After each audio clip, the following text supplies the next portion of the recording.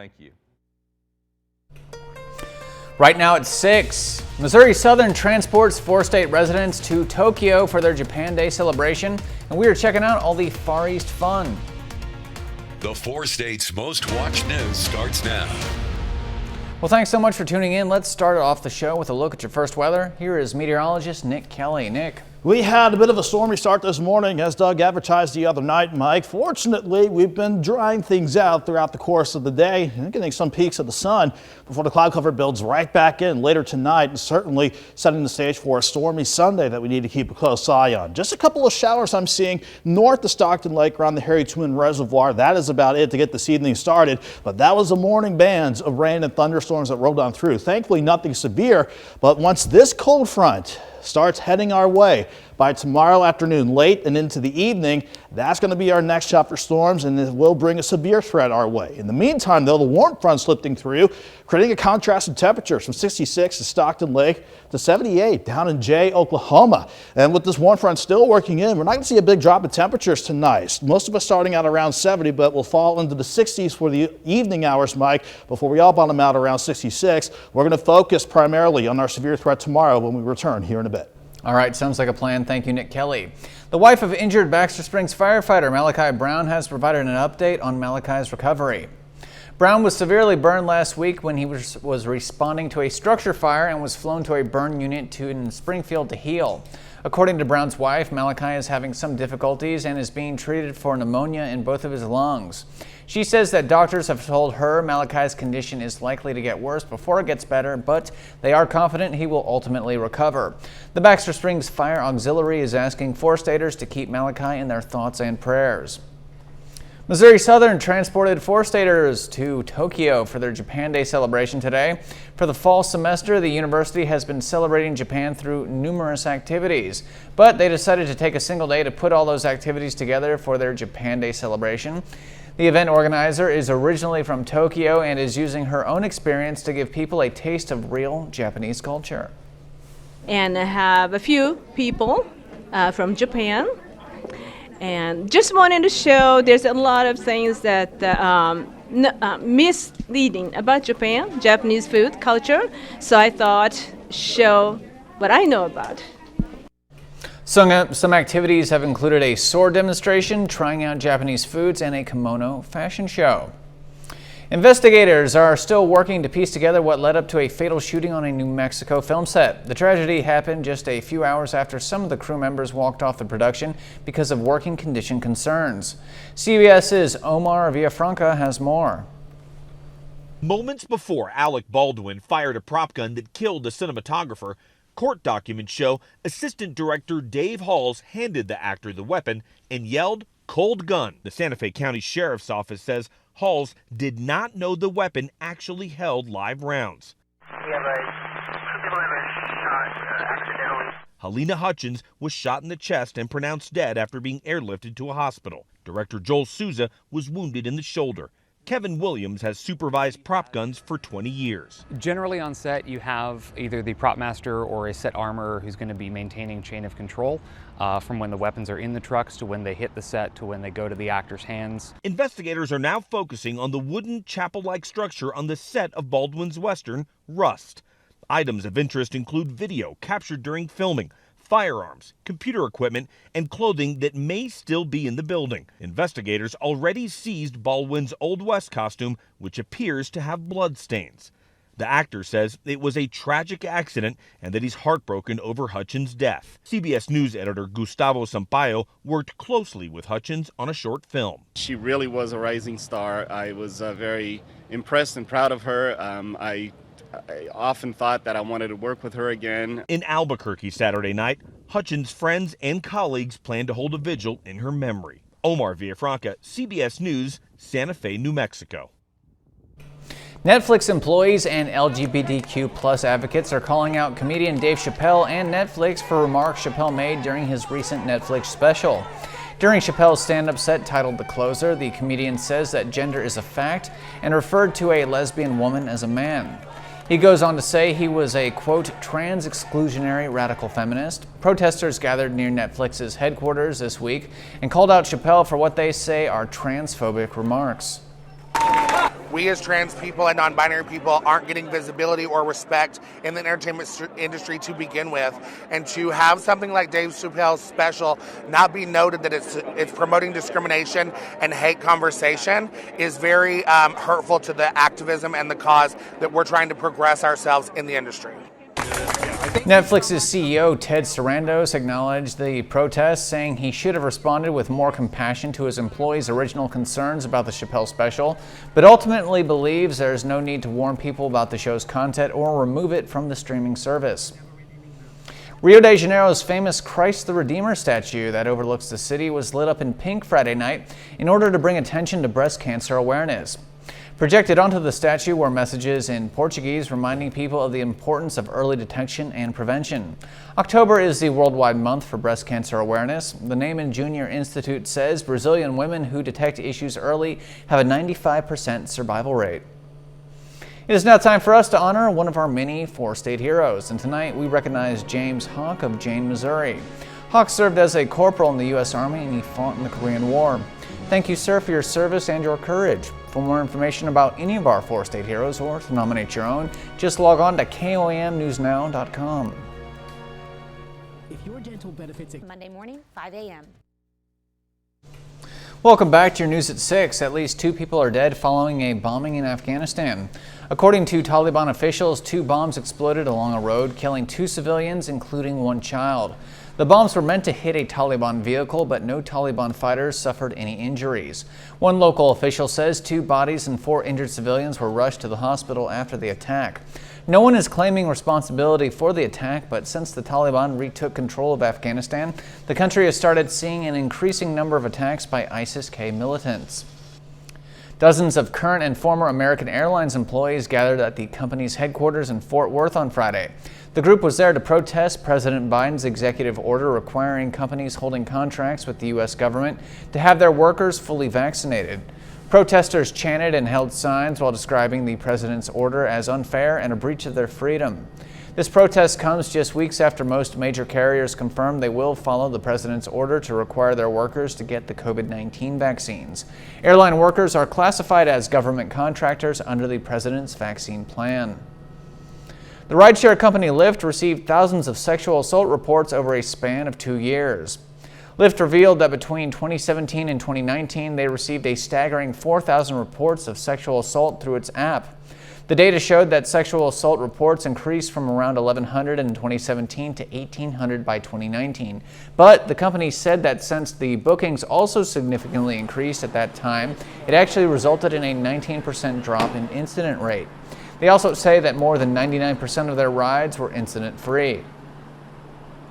Overdraft fees shot up to a record high this year. According to a new Bankrate study, the average cost to overdraw a checking account climbed more than $33 in 2020. It's a cash cow for the banking industry, with banks reeling in about $9 billion annually from the combination of overdraft, ATM, and certain other fees in recent years. Later in the show, we are taking a trip to the desert and checking out a pumpkin patch that also features plenty of pups. But first, we will focus on our severe threat that's going to ramp up, especially by tomorrow afternoon and evening. We'll break it all down for you coming up next. In Branson.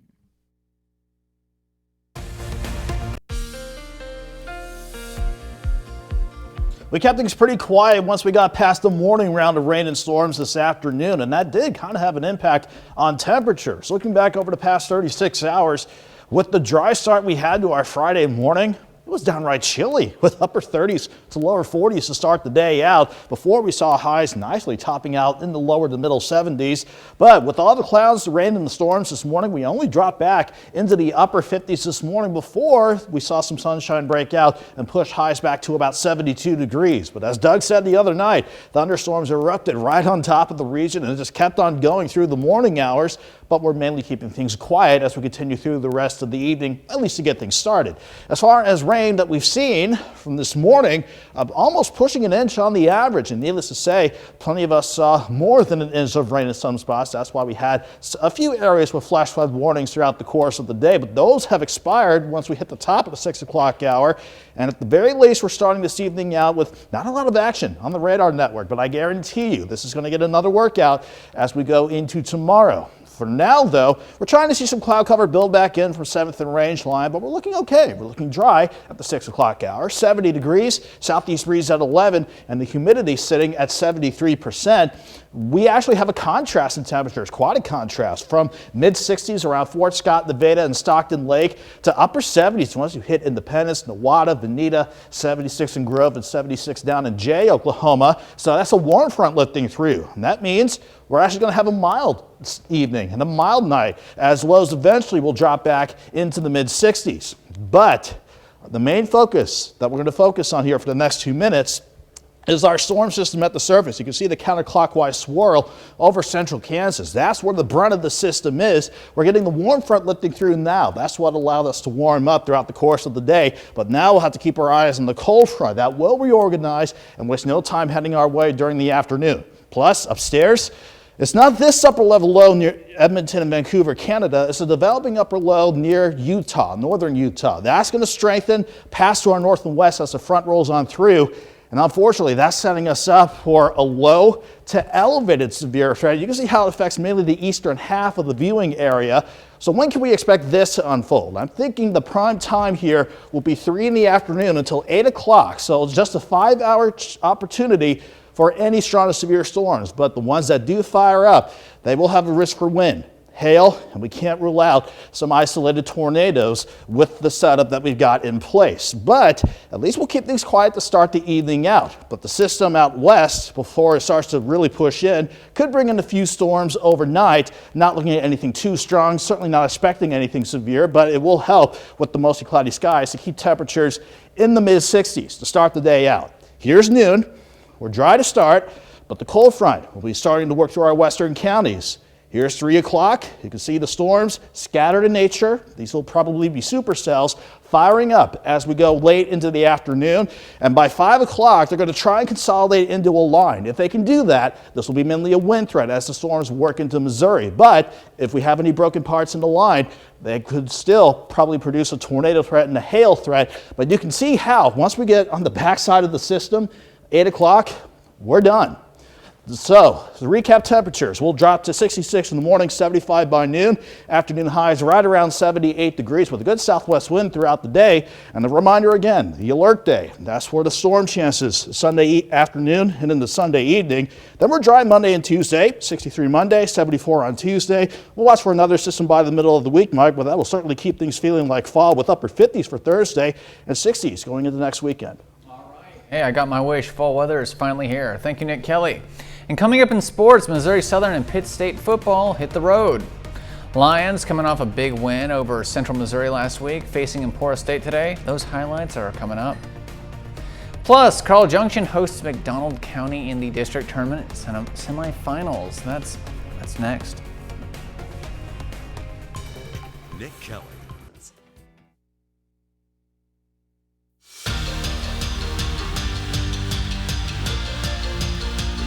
The Missouri Southern Lions have recorded back-to-back wins the last 2 weeks for the first time this season. Today, the Lions aim to push their winning streak to 3 games. Missouri Southern on the road against Emporia State. Both teams are 3-4 headed into the matchup. 4th down here, ESU going for it. Braden Gleason to Tyler Common. That will get them the first down. Later on, the handoff to Keenan Brooks. He gets in for the touchdown. That puts ESU up 7-0. Missouri Southern trying to get something going here, but Merrick Thompson comes in with the sack on Dawson Hurl, and that will force a Missouri Southern punt. Time winding down in the first half. Hurl here connects with Keandre Bledsoe for the reception. It's a 30-yard gain. Now that sets up a 44-yard field goal by Nick Williams. But the Lions trail by 7 at half. Missouri Southern puts up a fight, but Emporia State squeaks out the win, 24-21. Pittsburgh State also on the road, coming off a big win last week. The Gorillas face Missouri Western today. Talk about a fast start. Pitt State returns the opening kickoff 98 yards to the house. Tyler Adkins has a rushing touchdown, while Max Sexton connects with Jalen Martin and Devin Garrison through the air. It's 34-14 Gorillas in the 4th quarter. Postseason volleyball is underway in both Kansas and Missouri. We'll start with Missouri with the Class 4 District 12 semifinals. In the first semifinal of the day, number 1 seeded Carl Junction hosts McDonald County. Kylie Scott gets up for this one. Nice kill. CJ takes the first set 25-9. In the second, set here to Destiny Berge. She finds the backcourt for the point. Bulldogs win the second set 25-9 as well. McDonald County plays the third a little closer. Samara Smith puts it just out of reach, but CJ on their game today. Berge buries another one. Carl Junction wins in straight sets 3-0, and that earns the Bulldogs a spot in the championship game. On the other side of the bracket, it's Webb City and Nevada. The Cardinals win 3-0, so the final is set. It's the top 2 seeds, Webb City and Carl Junction, a rematch from last year's district title game that the Bulldogs won. The district championship game this year will be held on Monday at 6 p.m. Now to Kansas. Baxter Springs is hosting the Class 3A Sub-State Tournament today. Baxter Springs 24-15 on the year, taking on Columbus. Haley White with a big kill here. Baxter goes on to win the first set 24-10. The second set, Addie Kipp finds the open space. Big lead for the Lions now, but Columbus continues to battle. Alexis Stone gets it by the Baxter blockers. The Lions hold on. It's a big game for White. She puts another one down here. The Baxter Springs wins 2-0 to advance to the semifinals. Now the final game did just take place. Riverton wins the Class 3A Sub-State. Awesome. I guess we'll hear more about that tonight at 9. We'll have the highlights. Fantastic. For holidays. Welcome back to your KOAM News at 6. I like wrapping shows with some animal stories, so we'll do that right now. A new study on African elephants says a lot of the continent's elephants are being born without tusks, and poaching could be to blame. The study says African species of elephants are evolving into tuskless creatures as a survival mechanism against poachers who want their valuable tusks. Researchers say a brutal civil war in Mozambique led to killing and poaching of elephants with tusks for war financing. This caused more females already without tusks to survive and pass on the tuskless trait. The study says most elephants born without tusks between the early 70s and 2000 were female, and their numbers tripled during that span. There is a pumpkin patch in Arizona that also features some four-legged friends. The Desert Tales Animal Shelter in Tempe has plenty of plump pumpkins, and visitors can also adopt a cute puppy in a 2-for-1 offering. The shelter is doing its Pumpkin and Puppy fundraiser for the second year in a row after the coronavirus shut down other fundraising options last year. Some of the pups are even dressed up in their own Halloween costumes. Family can grab a gourd, snap some pics of their favorite pooch, and then decide later if they have got a tail-wagging match. You come here, you get the best of both worlds. So if you're looking for a pumpkin and you're also considering adopting, whether it be right now or in the future, you get to find your pumpkin, take some great photos with your family, meet some adoption dogs, see if those guys are a good fit for you, and potentially leave with a new family member if that's what you're looking for and it is the right fit for you.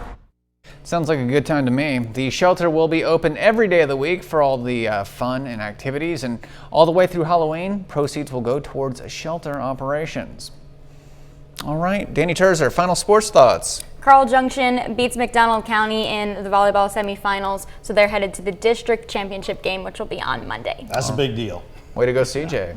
And of course, weather is a big deal right now. Yeah, that's why we have an alert day out for Sunday, because of thunderstorm chances that could be severe, almost likely severe, mainly Sunday afternoon late into Sunday evening. But for the morning hours, the advancing front could spark a few scattered thunderstorms overnight, but they're not going to be too strong. Certainly shouldn't be severe. But we'll drop back into the mid-60s and we'll hit highs of 78 for Sunday afternoon before we see the severe threat start to ramp up. It's a 5-hour span, but we'll keep an eye on that. Now behind that front, Mike, we'll look okay for Monday and Tuesday. 63 for Monday afternoon and back to 74 on Tuesday. Sounds like a plan, and thank you, Nick. We will, of course, see you at 9, and that is our time for now. And remember, we are always on at KOAMNewsNow.com and with the KOAM News Now news app. Thanks for making us a part of your evening.